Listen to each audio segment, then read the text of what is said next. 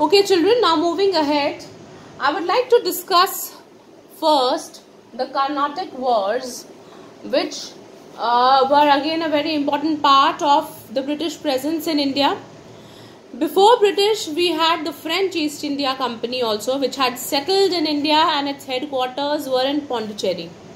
Okay, and it also had its presence in Chandarnagar and Masulipatam. These are places where the French East India Company was there.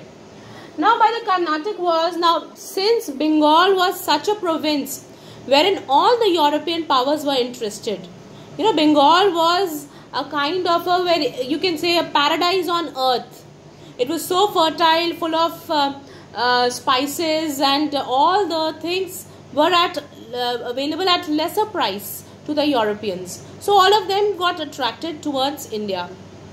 And the Portuguese also the Portuguese were the first to invade India. Vasco da Gama was the first one to come to India. So by 1644, French East India Company was also there, and by the end of the 17th century, even Britishers had their settlements. We discussed in the last video that they had their settlements in 3 places. That was Madras, then Bombay, and the other was Calcutta. Alright. Now the French and the Britishers, they started fighting with each other as to who is going to govern the territory of India. Now, India was like a colony to the Western powers.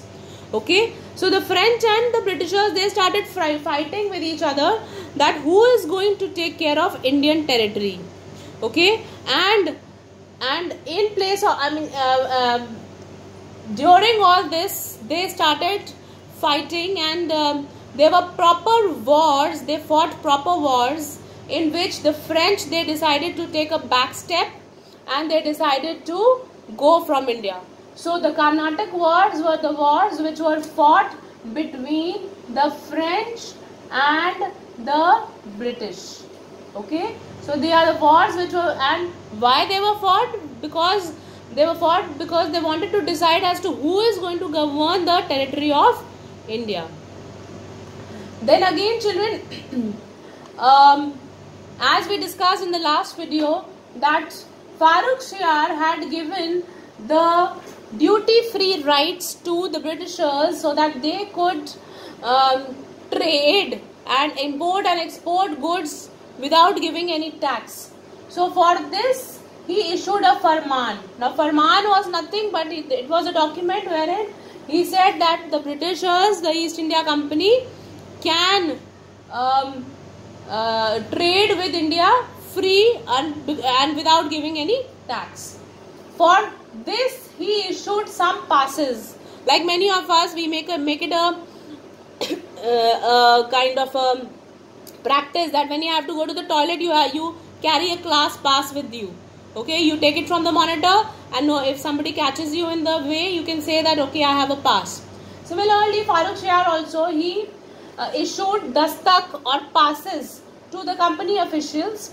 By showing these passes, they could transact or trade with India free of cost. Free of cost meaning that they didn't have to give any taxes. Okay, so India was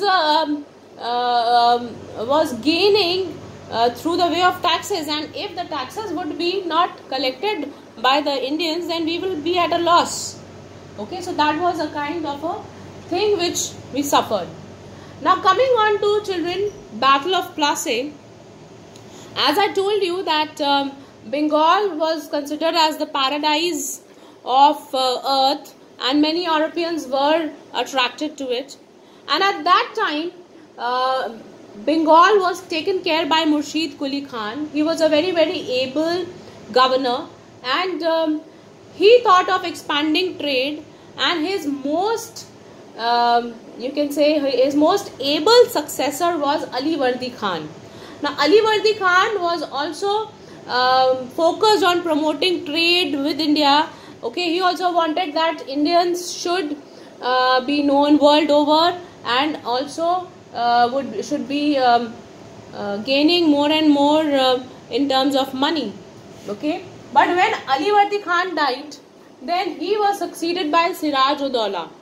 Now Siraj-ud-Dawla was again he was also a very able general, you can say governor of Bengal, but he did not like that the Britishers were interfering in the matters of administration as well.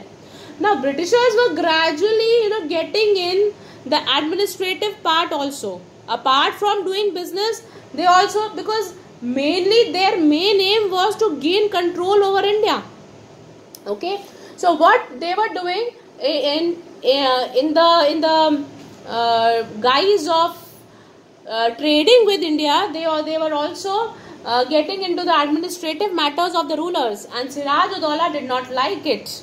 So he wanted, Siraj-ud-Dawla said that okay, now the company is not going to get any more farmans or any more dastaks.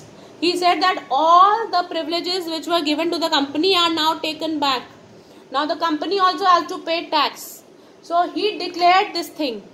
Now once he declared that company is going to give tax and there is not going to be any duty-free trade, then the Britishers were against it. They did not like it.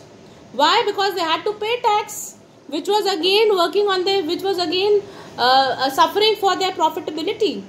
Okay, so once the Britishers came to know that Siraj-ud-Dawla has announced such and such thing, that he is going to collect tax, the Britishers were against Siraj-ud-Dawla, and they wanted, now they wanted that okay, we are not going to take this, and they wanted war for it. How this thing turned into the Battle of Plassey, there were a series of events that happened. Now once Siraj-ud-Dawla came to know that Britishers are not ready for giving tax on their trade. So what he did, because Calcutta was the Fort William, you remember in Calcutta it was the main settlement of the East India Company. So Siraj-ud-Dawla marched towards Calcutta in 1756. Okay, why he went to Calcutta? Because there the East India Company's presence was a lot. And at the same time, Robert Clive, he marched from Madras with a number of soldiers. Okay, so Britishers had made up their mind that they are going to be at war with Siraj-ud-Dawla, and because they never wanted to give the tax, and more than that, they wanted to gain control over India. Okay, so Robert Clive was a person who headed with some troops from Madras to Calcutta. Okay, and now the basic objective of Siraj-ud-Dawla, now Siraj-ud-Dawla was captured here. Okay, he was captured, and Britishers said that you have to submit to our demands. When I say submit to your demands, means you have to agree on what we are saying. So Siraj-ud-Dawla said, okay, no, I am not going to agree much. Alright. But then Robert Clive had a conspiracy in his mind. Conspiracy means he had a plot. Like we have a story, and you plot somebody. That in Hindi we say Robert Clive had a sajish. Okay. He thought of just eliminating Siraj-ud-Dawla. Siraj-ud-Dawla should be namesake as the ruler, whereas the other person, Mir Jafar, he just plotted this person. He was the commander-in-chief of his armed forces. Commander-in-chief of Siraj-ud-Dawla's armed forces. The name of that person was Mir Jafar. So he bribed Mir Jafar. Okay, he said that okay, I am going to give you some money, and he also promised that he will be getting to rule this state instead of Siraj-ud-Dawla. All that they were wanting was to overthrow Siraj-ud-Dawla from the throne. Okay, so they wanted to do that. So he plotted Mir Jafar. Now Mir Jafar was taking Robert Clive's side, and Siraj-ud-Dawla was not knowing it. Okay, he was betraying Siraj-ud-Dawla. Clear? So on 23rd June 1757, okay, Siraj-ud-Dawla's 50,000 men army met the Britishers, okay, Robert Clive's troop also came there. So both of these armies, they met together, they fought. And what happened in the battle was that Siraj-ud-Dowlah's half of the army was not fighting for Siraj-ud-Dowlah. Why? Because Mir Jafar never gave the orders. Mir Jafar was with Robert Clive. Okay, so half of the army of Siraj-ud-Dowlah was not fighting, and Siraj-ud-Dowlah, as soon as he came to know that his commander-in-chief of army has betrayed him, he fled from the battlefield, and that's how he lost the battle, and Britishers gained control over Bengal. So this was the whole conspiracy of Robert Clive to gain control over Bengal. Now children, what are the results? Now results were the East India Company was granted undisputed rights to free India. Okay, the company was given zamindari of 24 paraganas, and Mir Jafar paid the company and its official over 300 lakh rupees. Just imagine that this person Mir Jafar, who wanted to be the Nawab of Bengal, he had to pay the company 300 lakh rupees as bribe. Because Robert Clive said that if you want to be the ruler instead of Siraj-ud-Dowlah, number one, you have to help me to defeat him, and number two, you have to pay me money also, so that I will make you the ruler. So Mir Jafar was really a weak ruler, and he had the responsibility of ruling Bengal, but he had virtually no power. The Britishers gave him no power in the end.